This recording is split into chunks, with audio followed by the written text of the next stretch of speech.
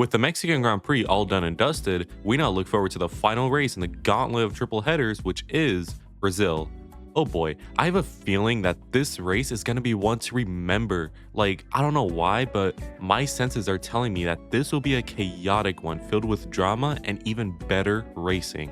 We need this too, since with the title heating up, things will inevitably get interesting soon. So with peak racing potentially returning, I think it's obvious that this race will be great and, dare I say, top 3 of the season. Yes, even better than Coda, and just like Coda, this will be a sprint race. And you know what?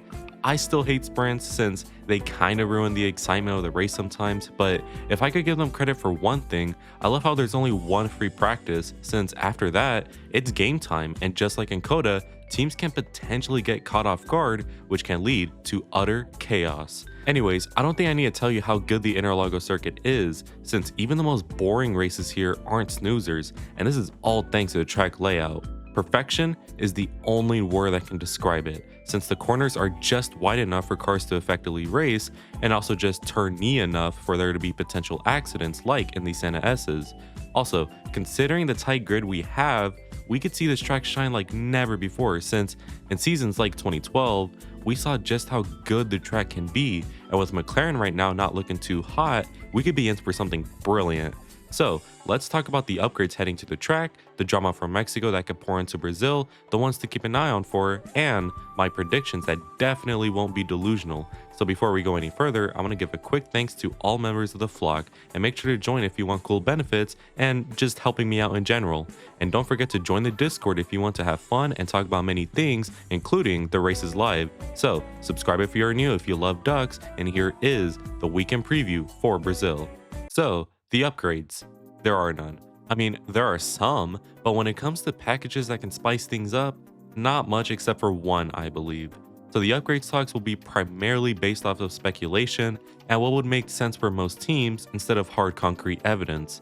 Anyways, first up, and we have gambling live streaming F1 team, and they're gonna suck hard. There's like 0 point in wasting time on them since they aren't gonna be good, and by the way, you guys will never get your $10,000, so continue to cope and let's move on now. Now for the real teams, and we first have Williams. Before we talk upgrades though, what the hell is gonna happen to Colapinto? Like, bro does not deserve to be sidelined next season. He should have a seat, but when your only option is gambling live streaming F1 team, then I don't know, maybe it is better to be sidelined. Let me know what you guys think.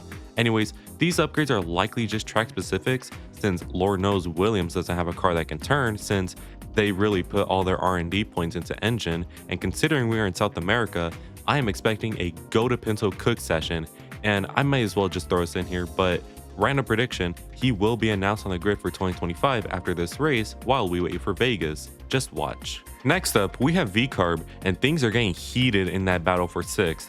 You have Yuki, who drives the wheels off the car, sometimes literally, and Liam, who's getting up to grips with the car and is already prepping ingredients to cook. Then you have Haas, where both drivers drive consistently good and can cook together in harmony. The ultimate deciding factor in this battle will be which team can have the best car, and right now the spotlight is on Haas, so it's up to V-Carb to deliver and fight, and if they lose, they can at least die standing. Anyways, I think V-Carb is bringing some minor upgrades to the front end, and in a track like Brazil, if the upgrades succeed, we could see a great performance by them since the track will suit their car, and that will spice things up. So again, I know I've said it many times, but keep an eye on 6th in the standings. Next up in no man's land, we have Aston Martin. Also like Sauber, it's really no use to speak of them, except I do actually want to, since I mean, there is a higher chance they can cook and come back, even though that realistically won't happen. Anyways, I think they are bringing minor upgrades too, and don't get me wrong, it's definitely way too late to make a mark in the season, but the least they can do is set a good foundation for next year and then come back swinging in 2026. However, I think we all know the biggest upgrade they can do, which is obviously getting rid of he who shall not be named and hiring a real driver, perhaps an Alonso and Yuki partnership. I think we need that. Now for the top dogs, and again, we only have 2, so let us start with Mercedes, since these guys still believe bringing 500 upgrades per weekend is gonna work. I swear, they're like gamblers. How could they ever lose if they don't ever stop playing? Well, newsflash, they are losing. I don't know what has happened, but those upgrades in Coda, my word. Like, sure, maybe they have more performance now as we saw in Mexico, but like, at what cost? Is 2/10 really worth bending the car every weekend now before the race and maybe in the race? I don't think so. Anyways, I'm pretty sure these are minor floor upgrades, so let us see if they only crash once this weekend, which would be a step forward at this point. Finally, we have McLaren bringing upgrades, and you know what? Maybe Mercedes are right in their philosophy of bringing upgrades till ones work, since McLaren have proven that to work. They just bring upgrades after upgrades after upgrades, and they only get faster. However, I am saying this when they are currently in a slump. Guys, is it crazy to say that Ferrari now is the fastest car?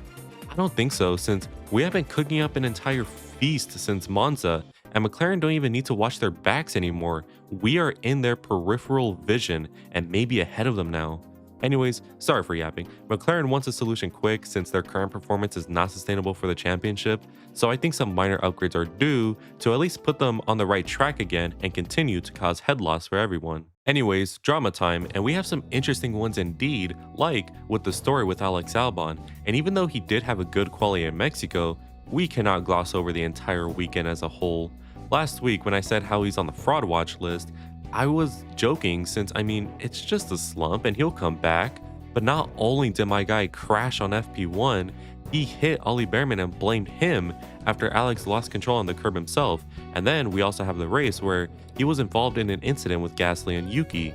Yeah, he's officially on the dog watch list now. Just kidding. Anyways, I've seen people defend Alex by saying, oh, but the dirty air and how Ollie didn't get offline soon enough, which caused Alex to take curb, and how in the race, Alex couldn't do anything since he was squeezed. And okay, that one is reasonable, but with the FP1 thing, what is this, Formula 1 or daycare? These guys are supposed to be the best racing drivers in the world, and with Alex pissing himself so much that it's leaking on the car now, that rhetoric may be put at question for Alex at least. Trust me, I want better for him, and it is really unfair to judge him this harshly after 3 questionable weekends where a lot of things were out of his control, but he is up against a rookie driver and may have to be put under the same microscope that drivers like Checo and Ricciardo are under soon, since he really isn't helping his cause with the allegations of not performing with the series teammate. Anyways, we next have the incident between Max and Lando Norris, and I have nothing to say that I already didn't say in this video, so go watch that instead. Next up, we have Liam Lawson just terrorizing old people. In Coda for his first weekend, he started some beef with Alonso cause why not, since he was kind of being bullied by him, and he responded by clapping back at him and finishing ahead of him. And this weekend, he did the same thing, except he did it with Checo this time, and he again finished ahead of him still. Honestly, this guy is awesome, since we do see far too often experienced drivers give rookies such a hard time for seemingly no other reason than they're new. So you know what? I'm glad Liam is being a dick, since he is not allowing himself to be pushed around by those older men, and I hope more rookies start doing the same, cause your times are done now, old men. Now for the ones to watch, and if you couldn't tell, keep an eye on the Williams duo. Keep an eye on Albon, since this guy has got to put in a stomping on Franco to establish his dog back in the sport, and keep an eye on Colapinto, since if this guy is at the very least equal with Alex this weekend, serious conversations, and I mean serious conversations, will need to be held regarding the driver known as Alex Albano Albon. Now, for the part everyone watches these videos for and skips ahead to, my predictions for the Brazilian Grand Prix.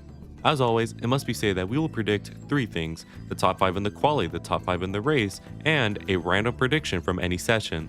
It should also be known that these predictions are based on nothing but pure vibes, so bear with me. Anyways, let's begin with our predictions, and we first have the sprints unfortunately, so I'm just going to predict the pole and the winners of them. So for sprint pole, I have Max Verstappen, and for the sprint win, I have Lando Norris. Anyways, now for the quali predictions, and I predict that the top 5 on Saturday starting with 5th will be Oscar Piastri, and 4th will be Carlos Sainz, and 3rd will be Charles Leclerc, and 2nd will be Max Verstappen, and for pole position, I have Lando Norris after a tight quali between the 3 teams. Now for the top 5 on Sunday for the race, and starting with 5th will be Lewis Hamilton, and 4th will be Carlos Sainz, and 3rd will be Lando Norris, and 2nd will be Max Verstappen, and the winner of the Brazilian Grand Prix is Charles Leclerc. title is coming home, believe it. Now for my random prediction, and I think that in the race, we will see a safety car in the first 5 laps and another safety car on lap 61 specifically. And that was my weekend preview for the 2024 Brazilian Grand Prix. I know I've had a bit of a habit of overrating races recently, but how could I not? This grid looks tighter than ever before, and we have a genuine chance of ending the season on a high. So, do I think this race is going to be like 2022, 2019, 2017, 2012? Well, I think this race will be even better. Anyways, if you enjoyed today's video, don't forget to like and subscribe since that would greatly help me out in making better content. And let me know in the comments what your predictions are. And as always, have an amazing day. Good weather for the duck.